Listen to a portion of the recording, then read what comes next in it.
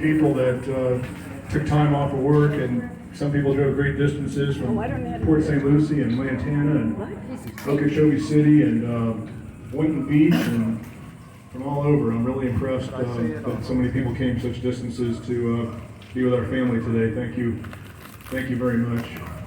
Most of you have experienced death before. I really haven't in my immediate family. So, you know, Mark lost his father a long time ago, and Bob Beebe lost his father 3-4 years ago, and so it's new to me. But I was in denial for about a month, really. I still think that the phone's going to ring and Duane's going to be asking me why I'm not at the job site, or tell me he's at Home Depot and I got to pay for some bills, pay for some things that we're working on, because we were still building a house together up to the very last day.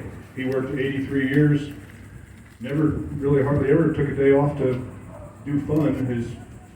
He just liked working, but he liked helping people.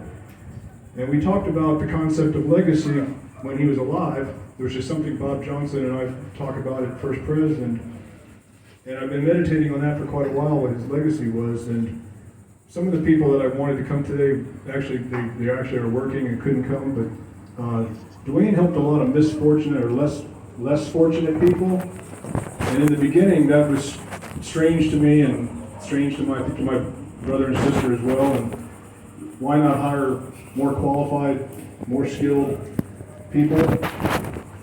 And I finally dawned on me over the past month or so that I've been meditating on this subject. He gave people chances that didn't have chances. He gave people options to not only earn a little money, but improve their self-esteem. Cut a lawn, rake some leaves, take out the trash, do miscellaneous things that other people wouldn't have hired him for. People without transportation, people without college degrees, maybe not even a high school degree. And for the longest time, that was odd to me until I started to embrace it too. I started to embrace hiring people. I had one handicapped person work for me for a long time. Now she has a regular job, but for a long time she had no job, and it was a nice relationship. And I realized that even though Dad never spoke openly, at least not to me, about God or Jesus, he knew how I felt about it. And I realized he was representing every day by helping the less fortunate, but even deeper than that, forgiving them, because the folks I'm referring to were largely using drugs and using alcohol and addicted and had problems, and they wouldn't show up, or they wouldn't do what they were expected to do. And I'd say, Dad, we got to cut them off. Let's just cut them off and move on. But he forgave these people and let them have another chance and another chance. And right or wrong by our common American standards, we're not always so quick to forgive. We're not always so quick to forget. But I'm really proud of Dad for trying to enable the less fortunate to earn a little bit of money, but more importantly, to have some self-esteem. And I really think that was one of his strongest legacies, at least to me. Randy Molyneux worked with him in the 70s in the real estate business, and knew how he worked long hours in construction, and he'd work past the sun going down. No concept of whether it was dinner time or fun time or relaxation time, just determined to get the work done. He worked many Saturdays and Sundays, even times I said, Dad, chill out and do something fun. A lot of his fun was either working on construction projects or working in his garden. We talked about going fishing, but he couldn't because his back was in such pain. But I know he mentioned once that he would have liked if Chris and I could have taken him fishing, and I said, well, we'll figure it out. And he says, I can't, I'm in too much pain, I can't go on a boat. So that's another thing that I've heard people over the last few weeks talk about. Duane was in great pain, and it's nice that he's not suffering anymore. It's unfortunate his 2 back surgeries didn't help him. In fact, he told me it made him worse. And when the COVID thing came 2 years ago, and I'm not saying there isn't COVID, I'm not saying we shouldn't protect ourselves, but he had a good sense of humor about it. He said, I caught mononucleosis when I was 9, and that killed many people, but it didn't kill me. I was hospitalized with pneumonia when I was 11, and that killed many people, but it didn't kill me. And I forget, there was a third, emphysema, and he got emphysema and that didn't kill him. So he had 3 diseases at young ages that killed many, many people. So he just jokingly said, I don't think COVID's going to get me. And because he survived so many hardships,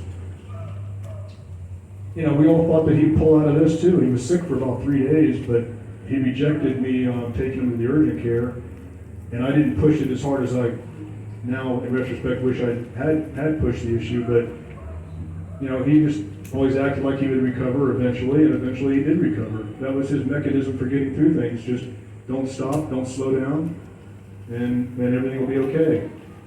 So he impressed upon me, and I think my brother and sister as well, I think we reflect confidence in everything we do.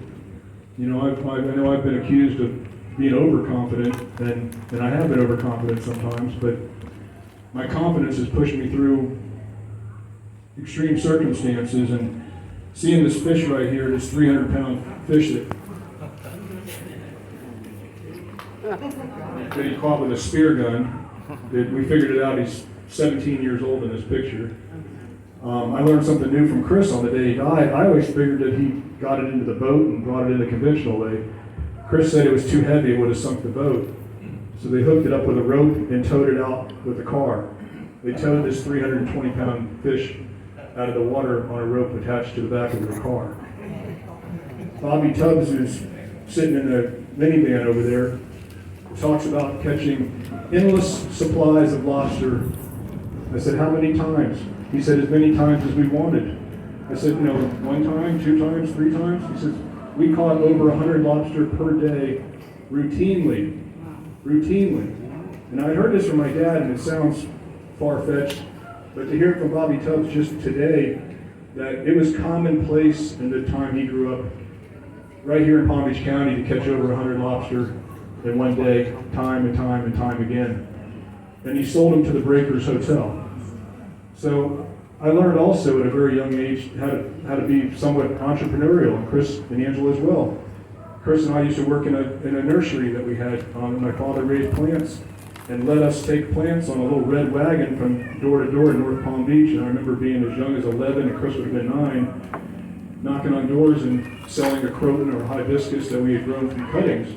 And we grew them, but Dad taught us how to grow them. So I know I'm proud to say that at 11 years old, I had my first business. And at 13, I had a lawn service, walking door to door, cutting lawns. I didn't have a car. I had to walk the lawnmower to my next job, and then walk it to my next job, and then walk it to my next job. And Chris and Angela have done a lot of hard work and a lot of great things too, that I think were influenced by Dad's work ethic. So even today, I get upset when my cleaning lady, not my cousin does wonderful work for me. I have a second one that I hired because we just needed 2. She missed an entire week of work because she said her car wasn't running. I mean, a Heiser would walk to work. A Heiser would get a bicycle and come to work, or take the bus. We just don't miss work. We just don't miss work.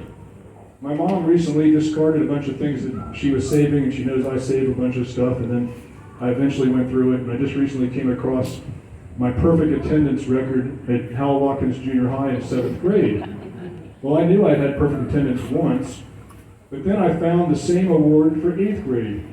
2 years in a row, perfect attendance. I mean, we go to school if we're sick. We go to school because we're expected to go to school. And Duane went to work because he was expected to show up for work.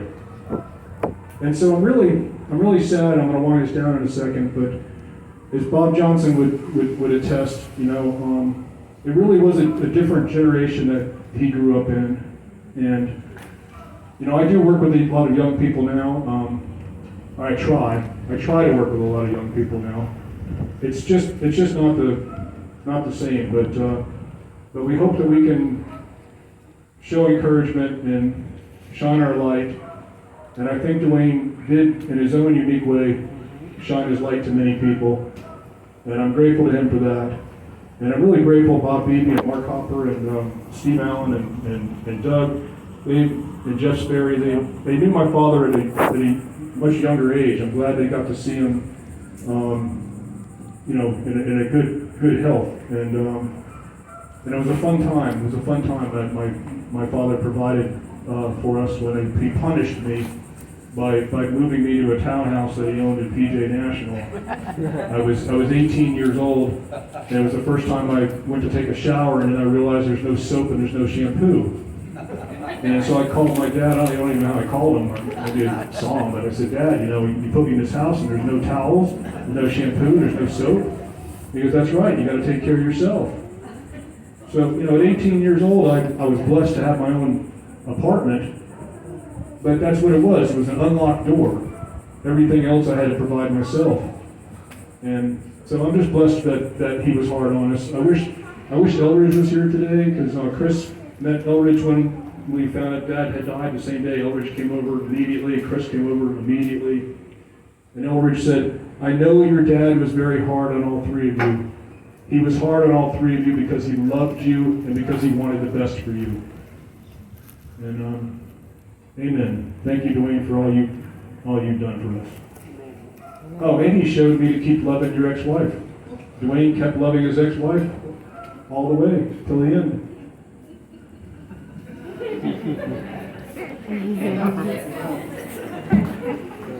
Now, I don't know if any of you guys got these, or who got these, or who wants them, but for anybody who wants to join me in a song, we're going to sing a song. Bill, you a singer? You a singer, Bill? I like the word. Pass it on. All right. Pass it on. Whoever wants to sing a little bit, raise your hand. All right, I'm going to do this separately.